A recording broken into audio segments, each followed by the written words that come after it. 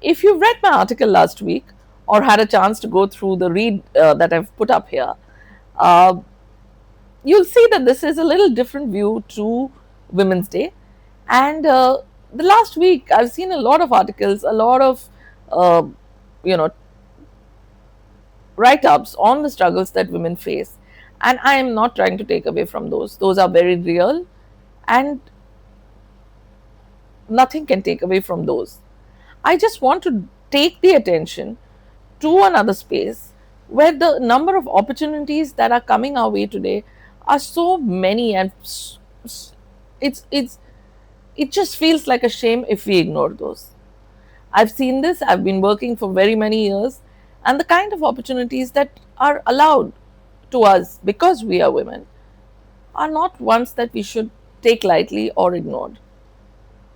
I can say this from experience because I chose to go part time in the middle of my career. I chose to come back, and I can safely say there was almost nobody who didn't support me, whether it was at home, whether it was at work, whether it was my bosses, whether it was my teams. The kind of support I got during that period can just leaves me with a sort of warmth or happiness uh, that I do believe came to me because of my gender.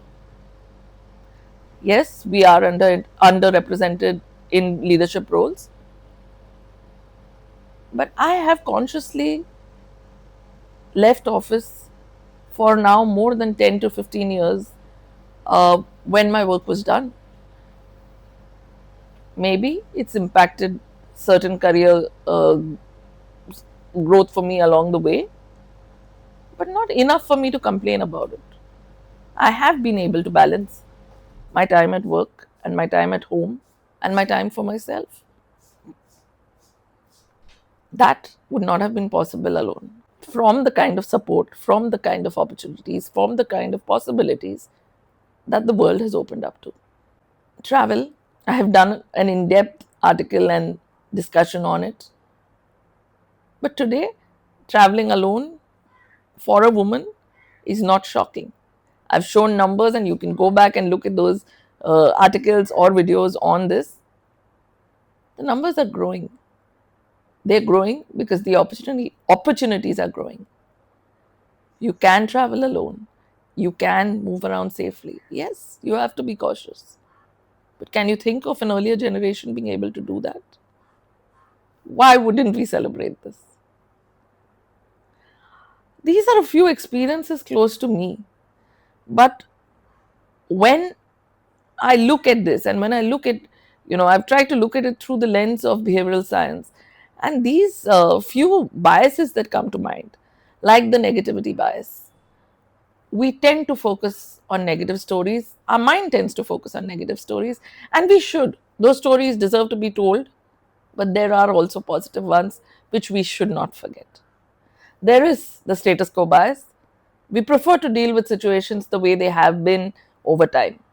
You can do it differently. You can pick up your bag at 6 o'clock and leave the office. You can choose to spend your weekend with your family without feeling guilty about it. Break that status quo. Nobody is stopping you. Everybody respects it, everybody appreciates it. From there, uh, there is learned helplessness. What this means is, over the years, we have been trained, our minds have been trained to deal with a situation in a helpless manner. Don't let that happen. There are enough women giving us stories of inspiration. Look at them. And I'm sure, because I can again tell you with experience, I have a lot of them in my own friend circle.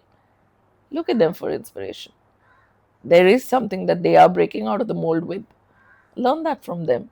Move forward in a way that you have seen others do as well. And I think the last one that I would like to really talk about is the availability heuristic. What stays in mind, what gets spoken about, what gets written about are the struggles. And once again, I am not taking away from the fact that they deserve to be written about. It's just that there is more to it. It is where you put your attention, it is what you desire to take out of it. This video is not about being preachy or telling anyone what to do.